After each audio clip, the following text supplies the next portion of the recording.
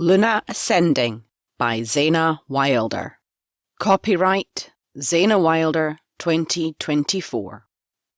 All rights reserved.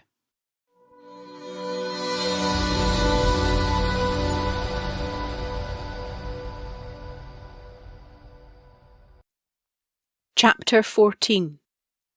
Dirk.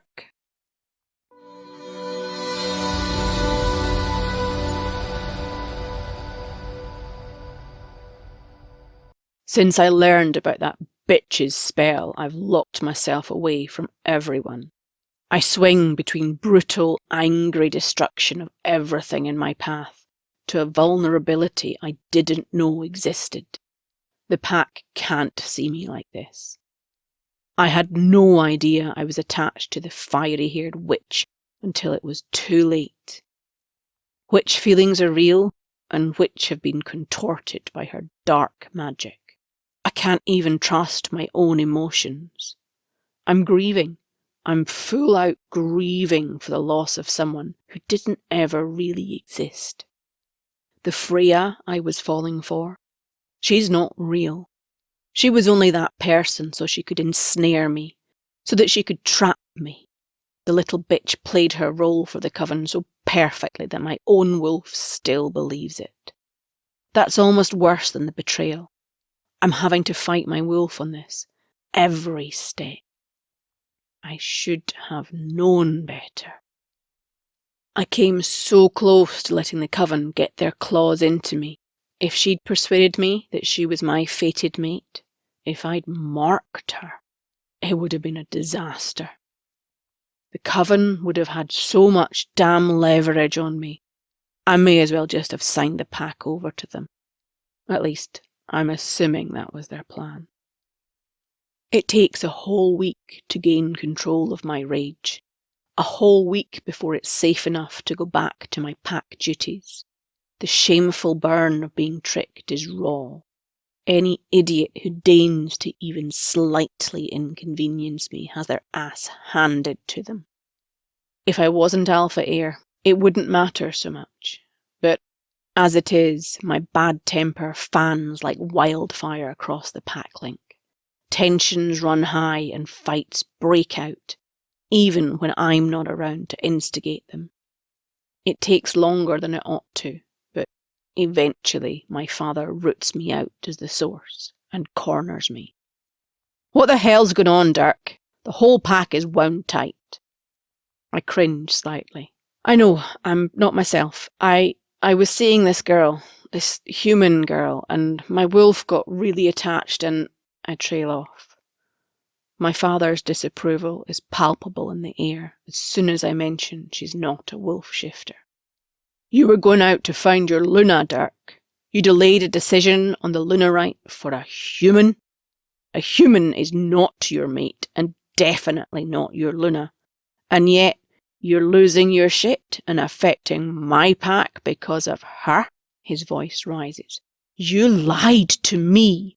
You lied by omission, deceiving me and the pack about your intentions to find the next Luna. Do you even understand how important it is for this pack to have a stable Alpha and Luna? A Luna to be the hen side to the watch, to protect the Doras? Did anything I've taught you about the hen-sized link with the watch ever sink into your thick skull? I hadn't even considered the watch in all of this. Until I'm an Alpha and initiated into the watch, I know only a little more about it than your average pack member. We all learn the rhetoric as pups. As members of the Fenrir Watch Pack, we have a duty to protect the elementals and their gateway, the Doras. Their portal must be kept secret at all costs. As I've grown up, I've been taught a little about the ancient right to initiate pack members into the watch, about the bond to protect the elementals. The Doras itself is a plain-looking thing, easy to forget. It sits in a small clearing in the middle of our pack lands. You'd never guess, just looking at the dull grey stones of the archway, that it's magic. Once it was a portal for all supernaturals. Since Nilfhelm was shut off millennia ago, though, Only elementals can pass through. It's the task of the watch to guard them, and the gateway. Somehow, I forgot our pack's duty in my urge to chase a fucking human around town. My mom, she already told me she was failing. I just didn't listen. Without another Luna to step up, we're weak. Far weaker than we ought to be. Sure, the watch consists of the alpha, the beta, and any fated mate pairs in the pack, but the majority of the power is held by the Luna, the Hensai of the watch. I don't even know what the elementals are. Not exactly. I've never once seen them. It's one of those tales you assimilate as a kid and never think to question. As deeply held a belief as the goddess herself. It's been generations since the Fenrir watch was called on. We've dwindled to a handful of fated mate pairs, and my own father has a chosen mate. As much as I love my mother, she's the weakest Hensai the watch has ever had. We're a pitiful excuse for the force we once were. The point my father is driving home is that taking a mate isn't only important for me, it's vital to the life force of the pack and to the continuation of the Fenrir watch. He's telling me I've risked the existence of the pack and whatever it is we guard. Worse, the asshole is right. I struggled to explain how conflicted I was and why my wolf was so enamoured by Freya. Father, catching sight of his murderous expression, I correct myself. Alpha Connell. I thought perhaps somehow she was my mate. I didn't really examine how that could be. I know it sounds stupid. It was stupid. He scowls ferociously, and it hits me. I'm still keeping her nature a secret. Not telling my own father, my pack alpha, the whole truth. I'm protecting my woman. She doesn't deserve that, and she's not my woman. She's a witch, a conniving, tricking, deceitful witch, and my pack needs to know. They need to know what lengths the coven are going to. As alpha, Connell is incandescent when I explain Freya was part of the Devouder coven, and had not only hidden it from me, but cast a spell, seducing me into thinking she was my fated mate. As a father, he's far more lenient than I deserve. I endangered this pack, and the others under our protection because I was off chasing a bit of skirt. He's always been a harsh man. It feels so much worse that he's being forgiving about this. The more we talk, the more my poor wolf paces around, frustrated that we're bad-mouthing the woman he still considers his mate. I have no way of reconciling the more primitive part of my brain with the rational explanation that it's a spell, a trick of the mind. My sister's wolf is gone, and mine is locked in battle with me. Great. Angus, the pack's beta, is positively distraught for me. Damn it, I'm not some disadvantaged bottom-of-the-pack wolf for whom everyone should feel sorry. I'm the alpha heir. I shouldn't need, and I do not deserve pity. I brought this on myself. I wasn't smart enough to see through the coven's shit. I deserve this. The pack doesn't. The only council member who is entirely unsympathetic is Renard. He's the Gamma, a sly, grizzled wolf that I've never seen eye to eye with.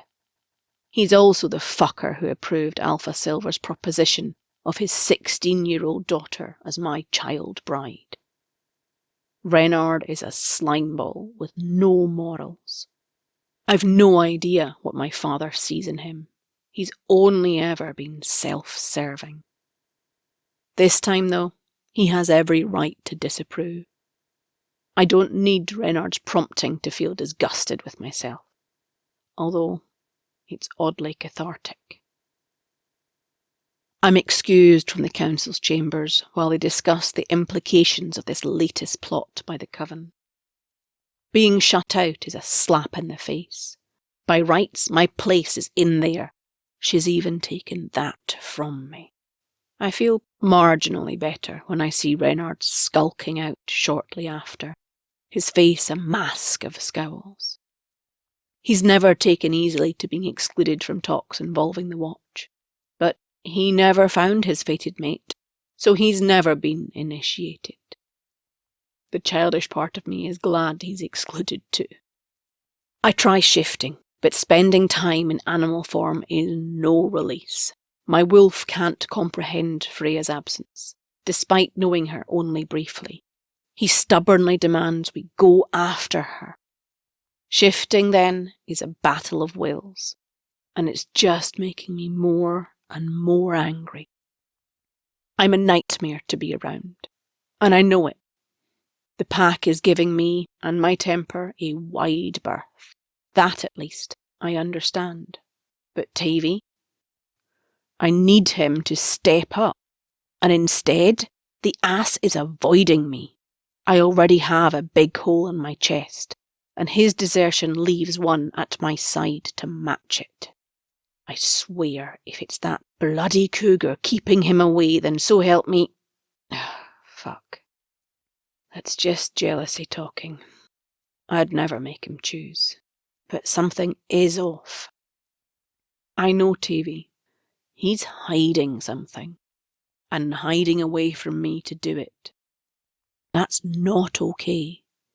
He has a duty to me, damn it. My disappointment with myself is channeling into a resentment for my beta.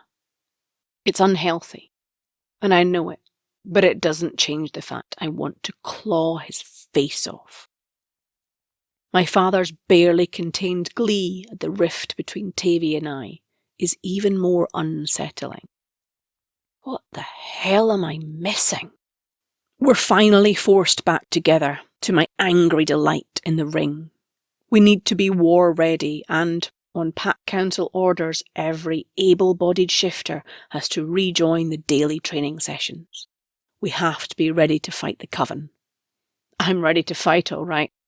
For the first time in weeks, we square off against each other. It's harsh and ugly, quickly turning into full-body impact blows as our anger spills out. I swipe at Tavy's jaw. I can't believe you're still seeing that cougar, I pant. If Liz is Freya's friend, then she's an enemy too. Tavy ducks and spins, hitting me between the shoulder blades. Not my damn fault you're so messed up, he spits. Liz isn't Coven. Back off and leave her out of your misery. I've done my homework, like you should have. Liz is clean. If it's not Liz you're protecting, then what is it? I glare and leap at Tavy, both of us shifting in the same instant. I'm the brawnier of our two wolves, and my words distract my beta, who lands badly. I'm not fucking around, and I press the advantage home, bowling Tavy off his feet and over several times before pinning him to the ground. Growling and breathing heavily, my teeth hover over his neck. It takes several long seconds before Tavy looks away in submission. We both shift back. You need to talk to the council, Dirk. Tavy's words come out quietly, almost choked. They bound me to secrecy. It's not my place. He trails off, refusing to look me in the eye. I freeze, anger consuming my body. There is something. Something I'm not being told. I knew it. Spinning away, I change back to my wolf mid-air and charge towards the council quarters. I don't even think. I shift as I arrive, turn the handle on the boardroom, and burst into the middle of the council meeting, stark, bollock naked. A degree of luck means that only my father Connell, his beta Angus, and the gamma Reynard are there when I barrel into the oak-lined room, demanding the truth. Angus averts his eyes and mutters some placatory nonsense before handing me a robe. Reynard, however, looks me up and down and sneers. What version of the truth? One with a glamoured witch's spell or not? Seems like you'll buy any old shit as the truth, boy, he spits. I snarl in his face. His status on the Pack Council be damned. But my father's next words silence us all. It's time for the whole truth.